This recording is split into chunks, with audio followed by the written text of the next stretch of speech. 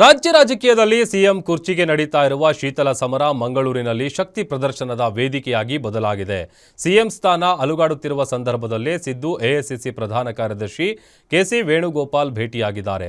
Breakfast meeting ಬಳಿಕ ಮಂಗಳೂರಿನಲ್ಲಿ lunch meeting ನಡೆದಿದ್ದು ಸಿಎಂ ರೇಸ್ ಮತ್ತಷ್ಟು ರಣರೋಚಕತೆಯನ್ನ ಪಡೆದಿದೆ. ಕರಾವಳಿಯಲ್ಲಿ ಕೆಸಿವಿ ಎದುರು ಸಿಎಂ ಕುರ್ಚಿ ಟಾಕ್. ಬ್ರೇಕ್ಫಾಸ್ಟ್ ಬಳಿಕ ಸಿದ್ದು ಮೀನೂಟ ಪಾಲಿಟಿಕ್ಸ್.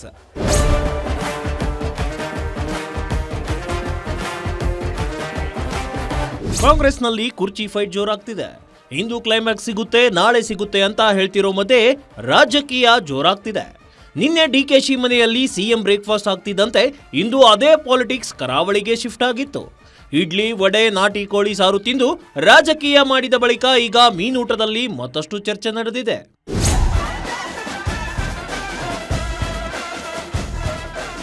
ಸಿದ್ದು ಹಾಗೂ ಡಿಕೆ ಮನೆಯಲ್ಲಿ ಬ್ರೇಕ್ಫಾಸ್ಟ್ ಆಗಿದ್ದು ಅದರ ವರದಿ ಈಗಾಗಲೇ ಹೈಕಮಾಂಡ್ಗೂ ತಲುಪಿಸಿದ್ದಾಗಿದೆ. ಇದರ ನಡುವೆ ಇಂದು ಮಂಗಳೂರಿನಲ್ಲಿ ಕೆಸಿ ವೇಣುಗೋಪಾಲ್ ಜೊತೆ ಸಿಎಂ ಸಿದ್ದರಾಮಯ್ಯ ವೇದಿಕೆ ಹಂಚಿಕೊಂಡಿದ್ರು. ಇದಕ್ಕೂ ಮುನ್ನ ಸಿದ್ದು ಹಾಗೂ ಕೆಸಿವಿ ಕ್ಲೋಸ್ ಡೋರ್ ಮೀಟಿಂಗ್ ನಡೆಸಿದ್ದು ಇದೇ ವೇಳೆ ಕುರ್ಚಿ ಬಗ್ಗೆ ಮತ್ತಷ್ಟು ಚರ್ಚೆ ನಡೆಸಿದ್ದಾರೆ. ಸುಮಾರು ಅರ್ಧ ಗಂಟೆಗಳ ಕಾಲ ನಡೆದ ಮೀಟಿಂಗ್ನಲ್ಲಿ ಬ್ರೇಕ್ಫಾಸ್ಟ್ ವೇಳೆ ಸಿದ್ದು ಹಾಗೂ ಡಿಕೆಶಿ ನಡುವೆ ನಡೆದ ಸಂಪೂರ್ಣ ಚರ್ಚೆಯ ವಿಷಯವನ್ನ ಮುಟ್ಟಿಸಿದ್ರು.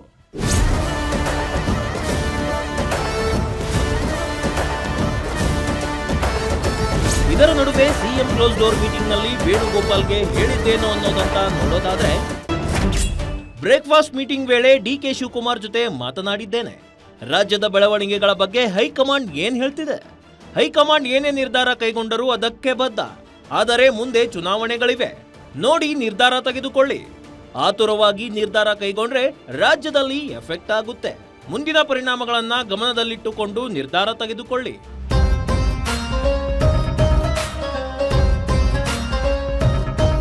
ಇನ್ನು ಸಿದ್ದರಾಮಯ್ಯ ಹೀಗೆ ಹೇಳ್ತಿದ್ದಂತೆ ಅದಕ್ಕೆ ವೇಣುಗೋಪಾಲ್ ಕೂಡ ಪ್ರತಿಕ್ರಿಯೆ ನೀಡಿದ್ದಾರೆ. ಅದು ಏನು ಅನ್ನೋದನ್ನ ನೋಡೋದಾದ್ರೆ, ವರಿಷ್ಠರು ಎಲ್ಲಾ ಬೆಳವಣಿಗೆಗಳನ್ನ ಗಮನಿಸುತ್ತಿದ್ದಾರೆ.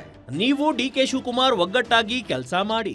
ನಿಮ್ಮಲ್ಲೇ ಭಿನ್ನ ಅಭಿಪ್ರಾಯ ಇದ್ದರೆ ವಿಪಕ್ಷಗಳಿಗೆ ಆಹಾರ ಕೊಟ್ಟಂತೆ. ಅದ್ಯಾವುದಕ್ಕೂ ನೀವು ಡಿಕೆ ಶಿವಕುಮಾರ್ ಅವಕಾಶ ಕೊಡಬೇಡಿ. ನಾಯಕತ್ವ ಬದಲಾವಣೆ ಬಗ್ಗೆ ಹೈಕಮಾಂಡ್ ತೀರ್ಮಾನಿಸುತ್ತೆ.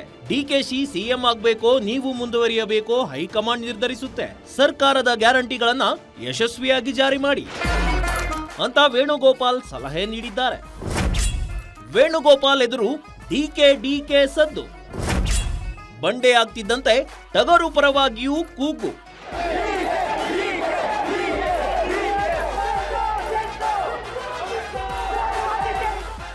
ಇನ್ನು ವೇಣುಗೋಪಾಲ್ ಮಂಗಳೂರಿಗೆ ಬರ್ತಿದ್ದಂತೆ ಸಿದ್ದು ಹಾಗೂ ಡಿಕೆ ಬೆಂಬಲಿಗರ ಘೋಷಣೆ ಜೋರಾಗಿತ್ತು.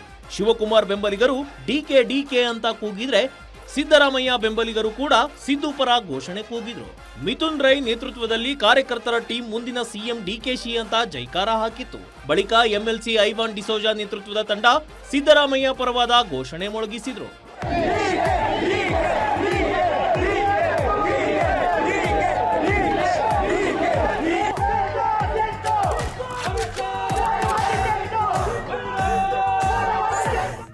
ಒಟ್ನಲ್ಲಿ ಇಬ್ಬರ ಪರವಾಗಿ ಘೋಷಣೆಯಿಂದ ವೇಣುಗೋಪಾಲ್ಗೂ ಕನ್ಫ್ಯೂಸ್ ಆಗಿದೆ.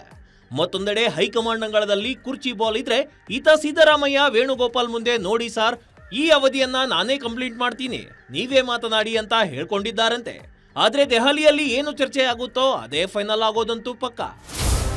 ಕ್ಯಾಮ್ರಾ ಪರ್ಸನ್ ರಮಾನಂದ್ ಜೊತೆ ಆದಿತ್ಯ ದೊಂಡೋಲೆ, ಗ್ಯಾರಂಟಿ ನ್ಯೂಸ್, ಮಂಗಳೂರು.